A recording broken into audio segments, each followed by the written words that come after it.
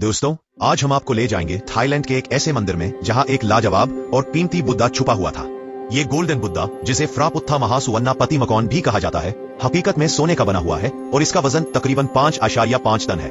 ये statue what ट्राइमेट Bangkok में मौजूद है। सन 1954 में मंदिर में एक नई विहार की इमारत बनाई गई ताकि इस बुद्धा को वहां रखा जा सके। 25 मई 1955 को स्टैचू को उसकी नई जगह पर मुंतकिल किया गया, लेकिन इसी दौरान एक हैरानकुन वाकया पेश आया। आखिरी बार जब स्टैचू को पेडिस्टल से उठाया जा रहा था, रस्सियां टूट गई और स्टैचू जमीन पर गिर गया।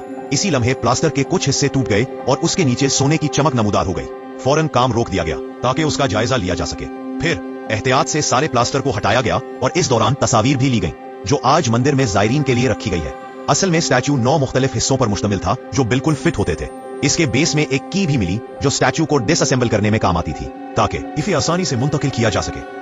दोस्तों, अगर आप हमारी वीडियोस से इंस्पायर्ड होते हैं तो एक छोटा सा लाइक, शेयर, कमेंट और सब्सक्राइब आपके प्यार का इजहार है और हमारी अगली मिस्ट्रीज को आप तक लाने की ताकत बन जाता है। प्लीज हमारे साथ बने रहिए। शानदार इंकिशाफ बिल्कुल उसी वक्त हुआ जब बुद्धिस्ट एरा की 25वीं सालगिरह मनाई जा रही थी। थाई मीडिया ने इस वाक़े को एक मौजज़ा करार दिया और बहुत से बुद्ध मतियों ने इसे लाजवाब मिरेकल समझा।